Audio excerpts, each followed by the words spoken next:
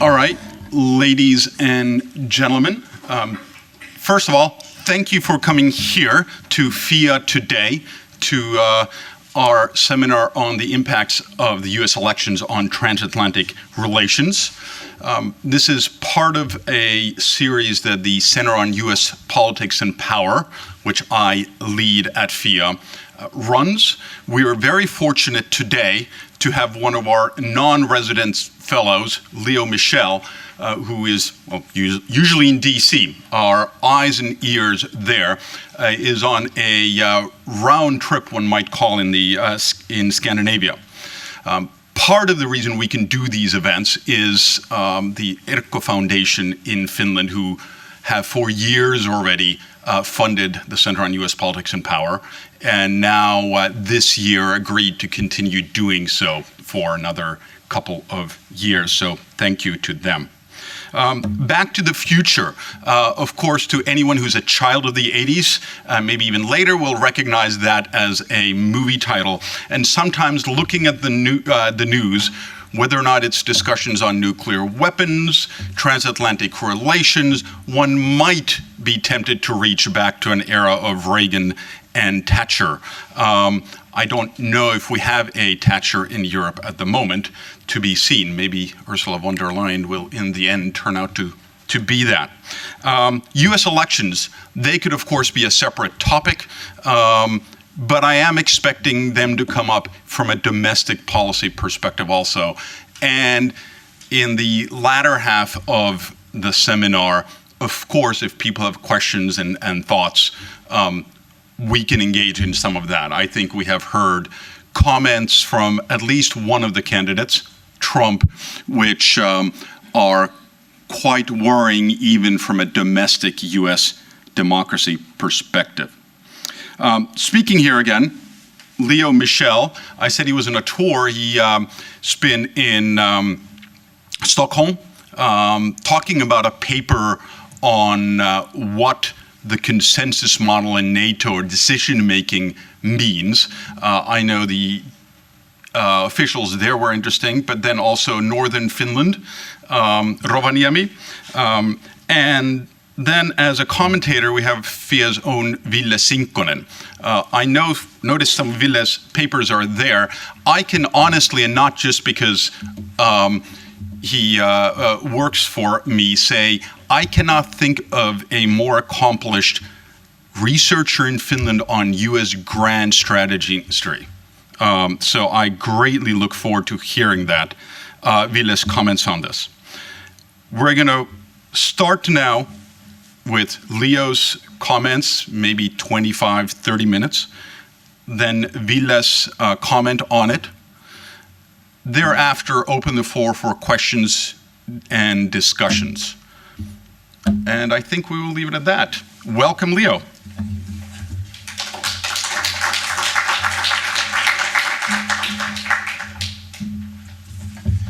Thank you, Charlie. It's very nice to be back in Helsinki, and especially to be back at FIA and to see former colleagues and friends in the audience. And I will have to say that my previous 35 years as a civil servant, I was certainly, of course, I always had my personal opinions, but I was always very careful in my work, and frankly, so were my colleagues, to keep domestic politics away from our work, to not let that influence it. So it is still with a little bit of discomfiture that I appear on a topic that inevitably has to get into domestic politics. But I'll try to give you a fair assessment, kind of both sides of the coin here, but you'll notice that I do have some concerns, very strong concerns about one of the candidates. Just to set the context for you, many of you follow the United States or have for many years. Just as a gentle reminder, that is that for most Americans, foreign policy and security policy are not the dominating issues of a presidential campaign, and they're not really the dominating issues of this campaign. Now, there are some exceptions historically. Certainly, In the 1960s, Vietnam, the war there was an exception. Certainly the aftermath of the 2000 invasion of Iraq was one of those exceptions. And I would say, to a lesser extent, our long and recently ended in 2001 involvement in Afghanistan. But it's interesting that even an arguably successful military operation, like Desert Storm in January and February of 1991, in the end proved not to have very much of an impact. And then President George H.W. Bush lost handily to Bill Clinton, even though he had managed not only the military conflict, but at the time a rather successful diplomatic coalition, and at least for a while managed the aftermath of that conflict. So, sadly to say, while the outcome, I should say, of this election, I think could have profound consequences for Europe and for the transatlantic relationship.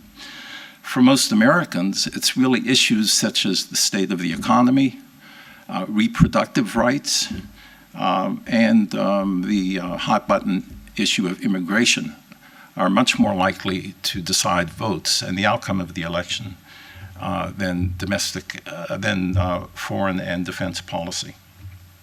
So what I'd like to do is look at the overall approach of the two campaign leaders, if you will, Vice President Harris and former President Trump.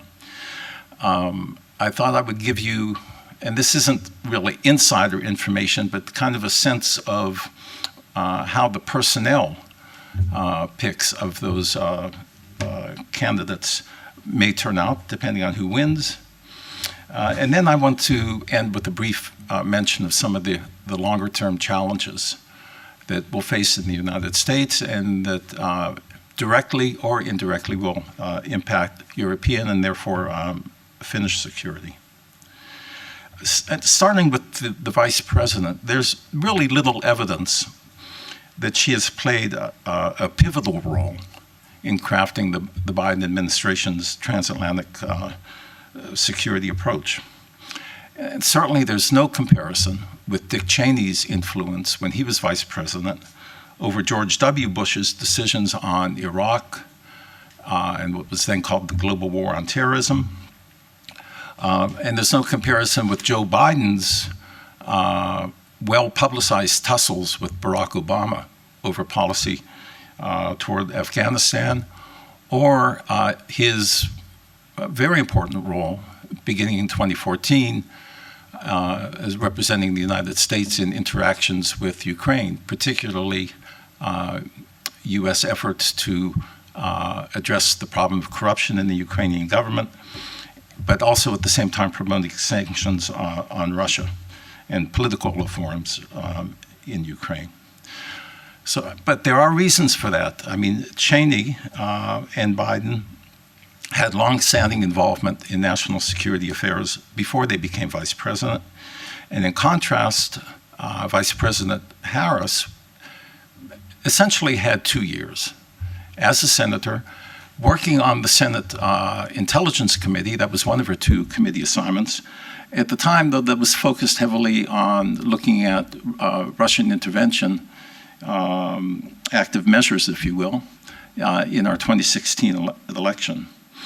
And then as vice president, she accepted what is really a thankless task, and that was to work with 3 specific Central American countries to try to address some of the root causes of the migration issues that we see on our southern border. And I would say her success was mixed in that, but it was really focused on economic assistance to those countries and finding better ways to help them create conditions so that the flow of migrants to the United States would be lessened. But she was in no way a border czar, as the Republican Party and Mr. Trump have tried to paint her, and thereby say, oh, look at the border now, and so she's obviously a failure. In the area of transatlantic relations, though, she was a very loyal surrogate for President Biden in diplomatic engagements with allies, including, in fact, even particularly related to Ukraine and to NATO. It was Vice President Harris who was dispatched by the president to Kyiv just 3 or 4 days before the Russian invasion in February of 2022 to meet with President Zelensky, to warn him of the imminent invasion. Now, it's not the first time, but I think she took some additional information with her. And also last February of this year, she took on the task of representing the United States at the Munich Security Conference, trying to reassure allies that the administration would overcome the congressional resistance to continuing military assistance to Ukraine. And later on, we learned that she actually played a very important diplomatic role there in private meetings with the German chancellor that set in motion the German acceptance of what was a complicated deal for a prisoner swap between the United States and Russia that was successfully done in August. So she's not a naive person when it comes to international affairs by any means. In her speech at the Democratic National Convention and at other campaign events, she emphasizes her commitment to a strong U.S. Role in NATO and to Ukraine. In contrast, obviously, with her opponents' threats to downgrade or even abandon the prominent U.S. role in NATO. And if you hear some of her staffers in private meetings describe her involvement, they will also point to her interest and knowledge in foreign policy that's extending to the global south, and interestingly, to the intersection of technology and policy, to include cyber, artificial intelligence, and space affairs. Many of you have heard the Washington expression as well that personnel is policy. It matters who you appoint in your government. And that's been true almost forever. That expression comes from an advisor to Ronald Reagan in the 1980s. And it's true today. There has been relatively little turnover in the senior ranks of the Biden administration when it comes to foreign and security policy. There's been a little bit, but relatively little compared to other administrations, and certainly compared to a revolving door at some posts in the Trump administration. But those are such high-pressure jobs that most of the incumbents in those positions today, in fact, I would speculate that you won't see any of them in the new, if Vice President Harris is elected, in the same positions. I think it's more likely, though, in a few cases, you will see a kind of musical chairs. For example, the current Deputy Secretary of Defense, who's Kathleen Hicks, I think she would be a very good candidate to be the first female Secretary of Defense in the United States. There's another name that's often mentioned, Michelle Flournoy, who has been to Finland. I don't know if she's spoken at FIA, I don't think so, but highly qualified. But it's speculated that her time came and went at the beginning of the Biden administration when she was not selected. There's a very good chance, I would say, that you might see Philip Gordon, who is currently the Vice President's National Security Advisor, assume that same role if she were to be elected president. He's a very highly regarded expert, not only on Europe, but also on the Middle East. And so, given the conflicts and tensions in the world today, he's well known to European security experts and diplomats. You might conceivably see William Burns, who is currently the director of the Central Intelligence Agency, or director of Central Intelligence, I should say, that includes the CIA. You could see him named as Secretary of State. And this would be a fitting move, actually, for a longtime career diplomat who previously served as Deputy Secretary of State, as ambassador to Russia, very important to keep in mind, but also as Assistant Secretary of State for Near East Affairs, among other top positions. I would also guess that you might see Nick Burns, who's no relation to Bill Burns. Nick Burns is the current U.S. ambassador to China. He's a former U.S. permanent representative at NATO. I could also see him as in line for a top State Department post, maybe the number 2 in the department. I mentioned the Pentagon already. Interestingly, I've heard various observers, both of Republican and Democratic leaning, suggest that Pete Buttigieg, who was a candidate for the Democratic presidential nomination in 2020, and he's now the Secretary of Transportation, there seems to be a consensus that he would be an excellent pick to be the U.S. representative at the UN. He's quite bright, extremely bright, and an excellent communicator as well, and does have a longstanding interest in international affairs. And he also served, by the way, in Afghanistan. And I believe he has an important political future ahead of him. Well, I would personally anticipate substantial continuity in U.S. policy with regard to transatlantic relations. I think we would likely see some adjustments as well. Regarding Ukraine, for example, the Biden administration's approach currently seems to enjoy still pretty large support from Democratic members of Congress. There was a small group of Democratic members of quote-unquote progressive persuasion that voted against the military assistance to Ukraine, but most of them did it because that was part of a package of military assistance to Israel. And they were really distancing themselves from the aid to Israel, not really the aid to Ukraine. That said, there are critics within the American foreign policy establishment who have served in previous Democratic administrations, or still considered Democratic leaning, who've become more vocal in criticizing current policy, but really from 2 different approaches. Some are urging the administration to be more active in promoting negotiations and seeking to actually broker a ceasefire with Russia.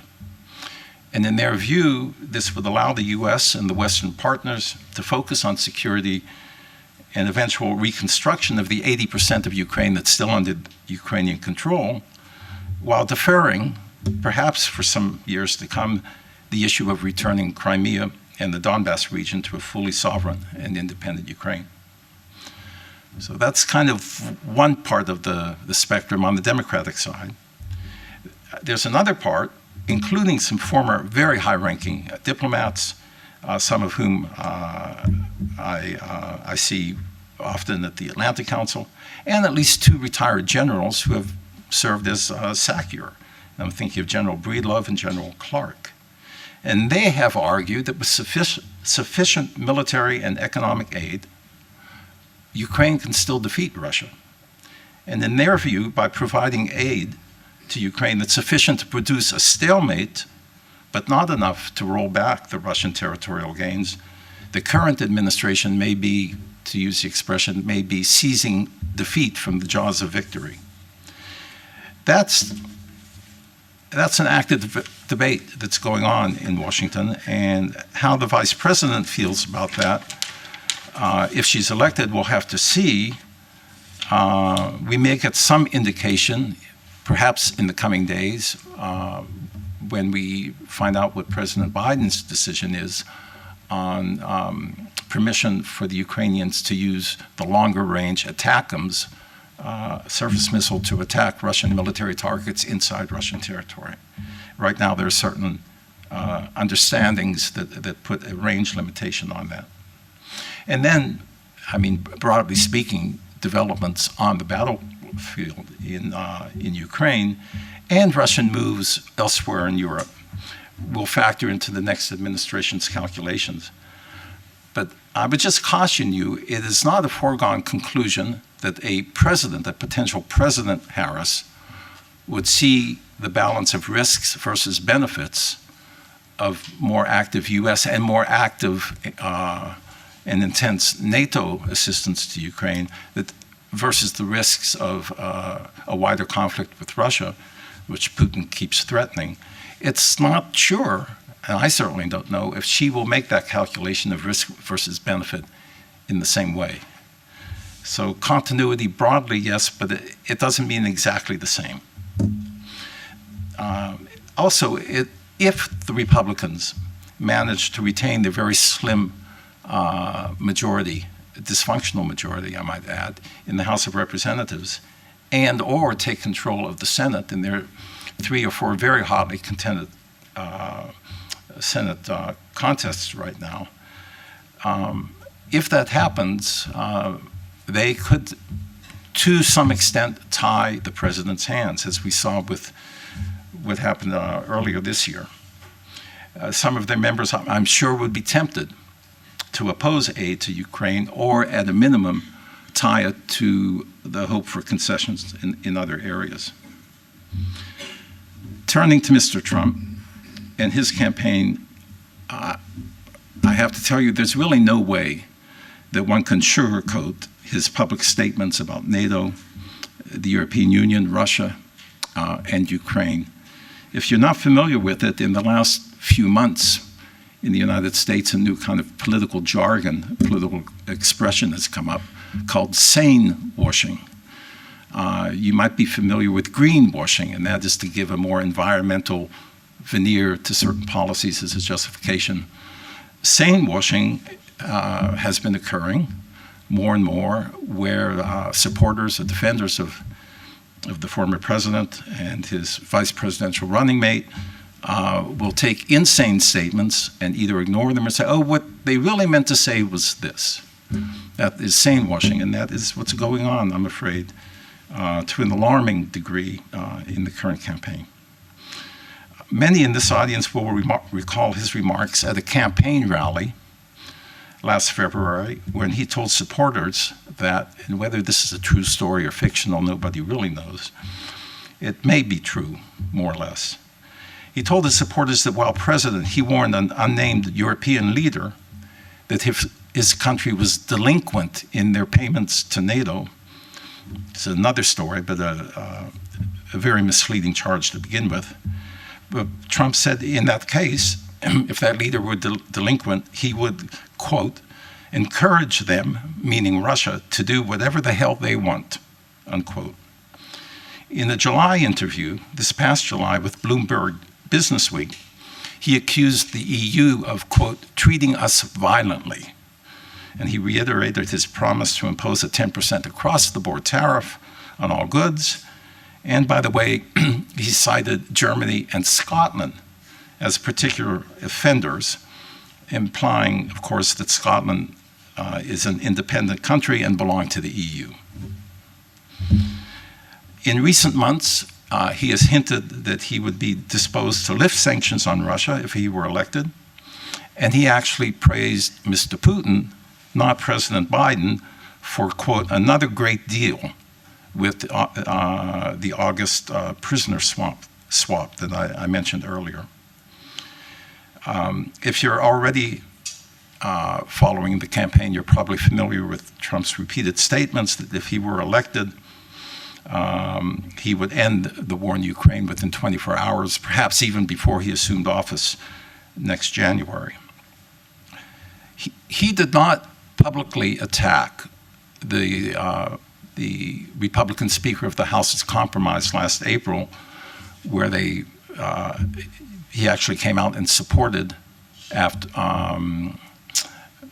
continued military assistance, a new package of military assistance for Ukraine. He did not publicly oppose that.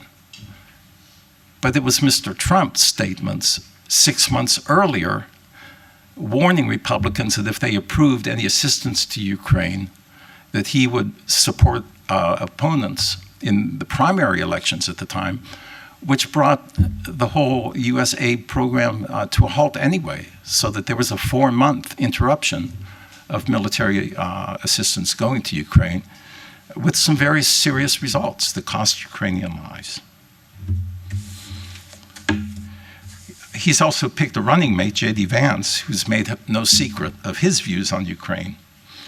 After Russia's attack in February of 2022, Vance, who was then a candidate for the Senate, told an interviewer, "I've got to be honest with you, I don't care what happens to Ukraine, one way or another. As a senator, he hasn't done much better. He went to the Munich Security Conference, part of a bipartisan delegation, and he refused to meet with President Zelensky, telling the press at one point, well, I don't think I could learn anything more." So based on Trump's behavior and the disparaging remarks that he's made about members of his previous national security team who resigned or were fired, sometimes by a tweet, I would speculate that he would put a strong emphasis on personal loyalty when selecting new advisors and cabinet members. And I'll mention just a couple. During his previous term, the last of his 5 national security advisors was Robert O'Brien, who has made clear, very clear, that he's interested in serving again, although perhaps not necessarily in the same position. O'Brien has argued that Trump's foreign policy is essentially a return to the slogan of peace through strength, or that approach, which was the ethos of Ronald Reagan's approach vis-a-vis the Soviet Union. But O'Brien would emphasize seeking to undermine China, undermine its economic and military strength, for example, through a 60% tariff on Chinese goods, tougher exports on, quote, any technology that might be of use to China, unquote, and shifting important U.S. military assets and personnel from the Euro-Atlantic region to the Indo-Pacific region. His emphasis on countering China is broadly echoed by other former Trump national security officials like Eldridge Colby, who seemed quite ready to serve in a potential new Trump administration. And Colby has argued, not unlike O'Brien, that Americans must prioritize, and he uses the word prioritize, China over Europe. What might this mean in practice? Well, he's given us a hint. He gave an interview a few months ago to the Financial Times, and Colby explained it this way, and I'll quote him. He said, "The best way forward is to face reality, recognize Europe must take the lead for its own defense, and transition together as part of a reformed but more sustainable NATO. Unfortunately, this will involve vulnerabilities." And then he adds, "The U.S. must withhold forces from Europe that may be needed for Asia, even in the event of Russia attacking first," unquote. You might also want to keep your eye on the retired Army General Keith Kellogg, another former top national security advisor to Trump, but who spent really most of that term as the national security advisor to Mike Pence, the vice president, who, by the way, is not supporting the re-election of President Trump. Kellogg has openly blamed what he claims were President Biden's incompetent policies, he calls them, and rejection of the America First approach for the war in Ukraine. And he's actually praised Trump's transactional approach to Russia, contrasting that with what he views as Biden's needless provocation of Putin, quote, with aggressive globalist human rights and pro-democracy campaigns, unquote, and with promoting Ukrainian membership in NATO. Kellogg has done us the favor of outlining his approach quite publicly. You can find it online in an April 2024 report, and it would include a formal U.S. policy to seek a ceasefire and negotiated settlement of the conflict, while he says continuing to arm Ukraine, provided it enters into peace talks with Russia, And on the other hand, he would offer Putin to put off NATO membership for Ukraine in exchange for, quote, a comprehensive and verifiable peace deal with security guarantees, as well as some limited sanction relief. You can imagine what this wonderful deal in 24 hours might look like. Of course, there are other people waiting in the wings. I'll just mention a couple of them. Republican Senator Tom Cotton and the former Trump Director for Central Intelligence and Secretary of State, who was Mike Pompeo, seemed to be very interested in becoming the next Secretary of Defense. And the former Trump ambassador to Germany, who ended up serving as the acting Director of National Intelligence, a gentleman by the name of Rick Grinnell, reportedly aspires to be named the Secretary of State. One could speculate further on other members of a future Trump administration, but I want to remind you of the experience of those who served in such posts in his last administration. His first Secretary of Defense, Jim Mattis, made clear in his December 2018 letter of resignation that he had deep differences with Trump over the importance of maintaining strong alliances and showing respect to allies.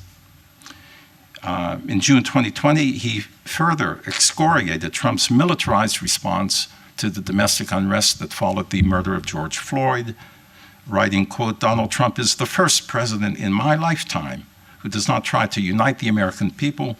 He does not even pretend to try. That same month, by the way, the chairman of the Joint Chiefs of Staff, General Mark Milley, wrote the following in his draft letter of resignation addressed to President Trump, which became public later. Although General Milley decided not to leave, he thought it was more important that he stay in this post. But this is what he wrote. He said, you are using the military to create fear in the minds of the people, and we are trying to protect the American people. It is my deeply held belief that you are ruining the international order and causing significant damage to our country overseas. It is now obvious to me that you don't understand what World War II was all about. In fact, you subscribe to many of the principles that we fought against, and I cannot be a party to that. Trump's second Secretary of Defense, Mark Esper, earlier this year, called the former president a threat to democracy as we know it, our institutions, our political culture, and all those things that make America great. John Bolton, many of you will recognize the name, he was the fourth National Security Advisor. He's been sounding the alarm for years in his book, in interviews, that Trump would withdraw from NATO, in his view. He sees that as a very real risk with disastrous consequences, of course, for Europe and, of course, for the United States. In his recently published book, Bolton's predecessor, retired General H.R. McMaster, who's I know has spoken at the, I think it was last year's Helsinki forum, security forum, wrote that I, meaning McMaster, I saw U.S. allies as bestowing tremendous advantages, while Trump tended to view them as freeloaders on U.S. security.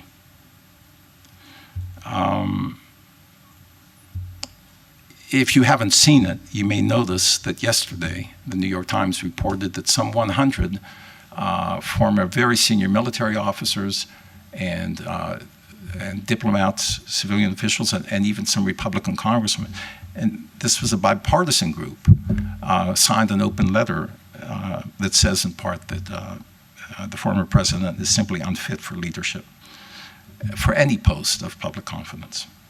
So this continues. I would suggest that if you're interested in kind of the flavor of what some of these potential future personnel choices have in mind, it is useful to read, and that's online. It's very long, it's 900 pages, but it's called Project 2025.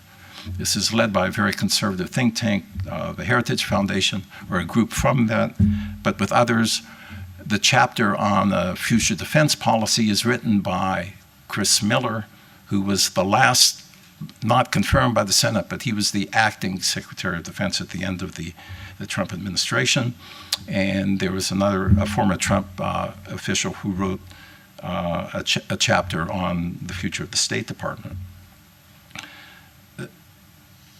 Just to sum it up briefly, they laid out in this report how they would envision the wholesale downgrading and removal of career foreign service and other civil servants from the Department of State and the Department of Defense, the National Security Council, and their rapid replacement into mid-levels, not just senior, into mid-level positions by political appointees who are vetted not for their experience and expertise, but for their ideological and personal loyalties to the president.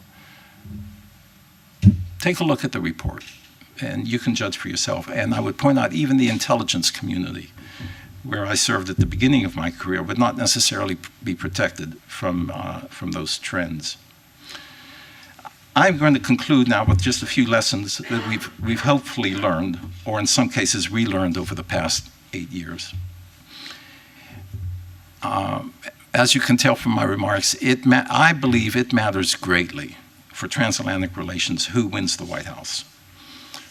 The next president will make very consequential decisions, so it's vital that he or she be able to receive and assess information, weigh sometimes conflicting advice and uncertain conditions, and act in the national interest, including in his role as Commander-in-Chief of the U.S. Armed Forces, in the national interest, not in his or her personal interest. It's vital as well that the U.S. president be able to communicate U.S. values, interests, our strategy, and our capabilities to allies and partners alike, as well as adversaries, and of course to the American public. One hears, and I said that myself in 2016, after that election, I was here in Helsinki at the time, that yes, there are important checks and balances in the U.S. system. But our experience, and not just during his term, but also since then, because of the conservative domination of the Supreme Court, we've seen that the president who is reckless in his application of the rule of law, and in fact disdains it, not only what's in the law, but also the norms that we've observed in our country, in our political system for years and years, can do a lot of damage. We cannot simply take them for granted. As the Ukraine aid fiasco has reminded us, Congress can do a lot to frustrate the administration in its foreign and defense policy, especially in an era of hyper-partisanship. So the outcome of the 435 races in the House of Representatives and 1/3 of the 100 members of the Senate, it means a lot. And some of those are going to be decided by very, very small margins. I don't want to conclude on a note of total gloom and doom. I would say, and we can talk about it more in the question or discussion period, the U.S. posture in Europe, just to remind you, it serves vital U.S. interests, both regionally and globally. We can't take this for granted, but those who flirt with the idea of abandoning or downgrading the alliance would meet a lot of resistance in the United States. And NATO, after all, has proved itself to be pretty resilient. And by and large, American support for the alliance has remained pretty high. According to the surveys you look at, anywhere from 65 to 75% of the American public say, and that's higher than it was under the Trump presidency, but we'll say that NATO and the Transatlantic Alliance is important to us. When it comes to, I won't spend much time on this, but when it comes to transatlantic relations writ large, I would advise you don't only focus on the defense and security aspects. I would encourage you to look at the annual report on the transatlantic economy that's published by Dan Hamilton, somebody I've known in the past, and Joseph Quinlan. I just want to remind you of some of these top-line figures. $8.7 trillion is approximately the annual value of the transatlantic economy. It accounts for the employment of more than 16 million workers in onshore jobs on both sides of the Atlantic. It accounts for $6.9 trillion in annual commercial sales, representing half of the global the total of personal consumption and 1/3 of global GDP. And if you compare, for example, U.S. direct investment in Europe with direct investment in China, U.S. direct investment in Europe, you would see the figures in the report is much higher. Those are important figures, and that economic relationship undergirds our security and prosperity. The very last thing I want to say is that, and unfortunately it's not discussed much in the current campaign, you're familiar with the term invented years ago, but it still applies today, by Professor Joseph Nye, who reminded us that U.S. hard power, that is, the military and tools that we use to coerce others or buy them off, it is not enough for the long-term success of U.S. foreign policy. The tools of soft power, which are rooted in our culture, our democratic values, our institutions, and a perception that our policies are legitimate because they take into account the interests of others, most especially our treaty allies. He has said, and I agree with him, it's that soft power that will ultimately determine whether other countries find us attractive or not. And it's important other countries want to work with the United States, not just that we can bully them for transactional purposes. And I'm glad to see that one of the presidential candidates has neither forgotten nor dismissed that element of U.S. national power. Thank you.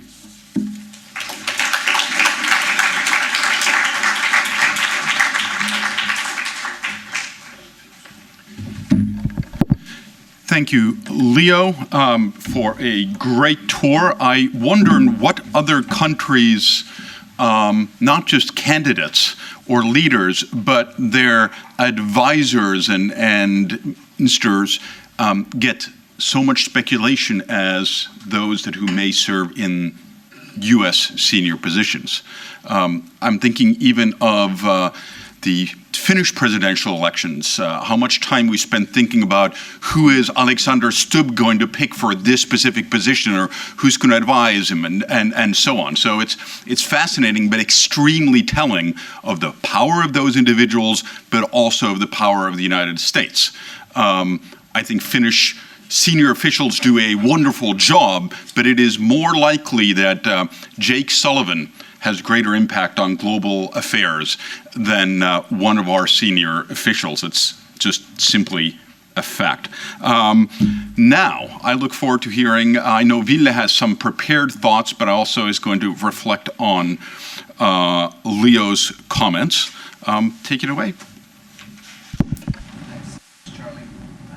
Thank you for the remarks, as always, extremely illuminating, and I'd like to second Charlie's point about the personnel and about the importance of looking at the ideas that sort of float around these candidates, not just the ideas of the candidates. And I think it's telling. I think Susan Glasser said that with Trump, it's often the last person that he happened to speak to before going to a meeting with a foreign leader, etc.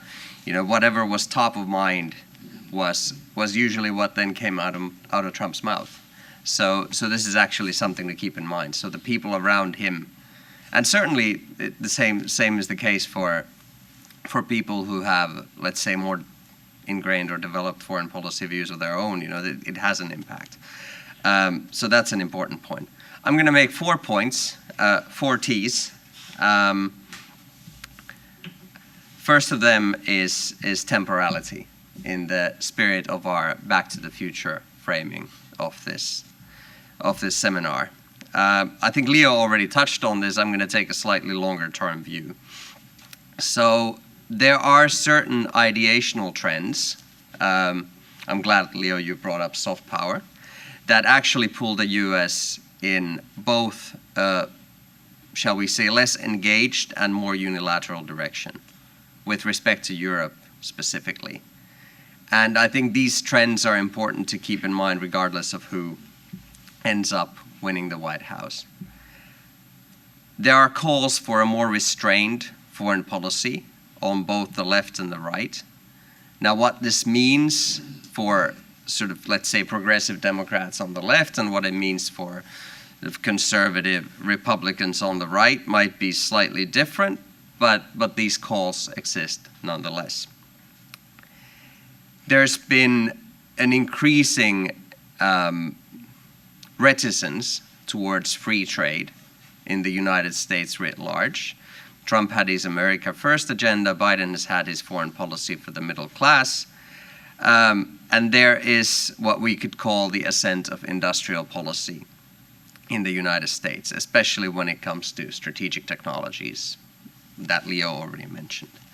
So that is another sort of pull factor.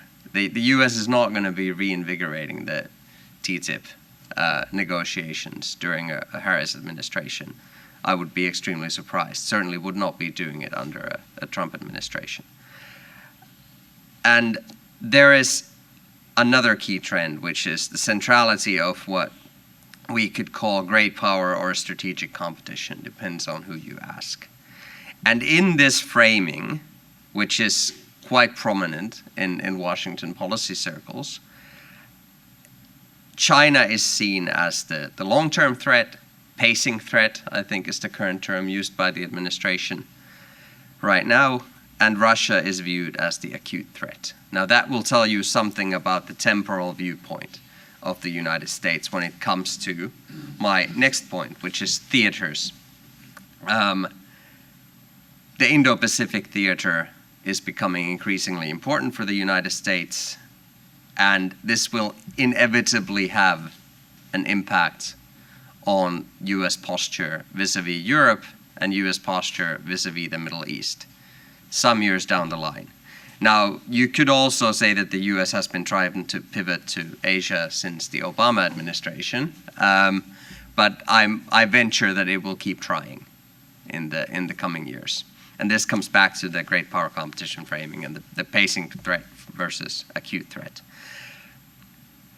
And I think we could safely say that Joe Biden was probably the one, if not the most transatlanticist president, then probably one of the most transatlanticist presidents that the US will ever have. So there is also that small change in terms of how people in the younger generation view the transatlantic relationship versus people who lived through the Cold War years and have sort of gotten their transatlantic sea legs during the Cold War years. There's also a need to prioritize resources in the long-term future in the United States. I mean, the budget deficit is not getting smaller. That will also have implications for the kinds of resources that the United States can employ in these different theaters globally.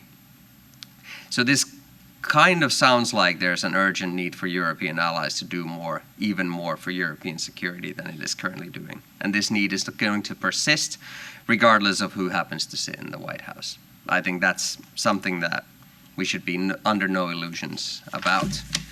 Now, the third T is transactionalism, which Leo already brought up. And here we can see a clear difference between what a Trump presidency and a Harris presidency would look like. Because Trump is the quintessential and unsentimental transactionalist, obviously. Everything is for sale, essentially. Certainly the case for Ukraine. I mean, I thought it was maybe the worst moment in that presidential debate when they prompted Trump, I think 3 times, to say that he actually wants Ukraine to win the war, and he couldn't bring himself to say it because he clearly doesn't think it. So that's something that we should keep in mind. So even though there is all this sane washing going on, there's clearly a massive difference between the worldviews of these two candidates.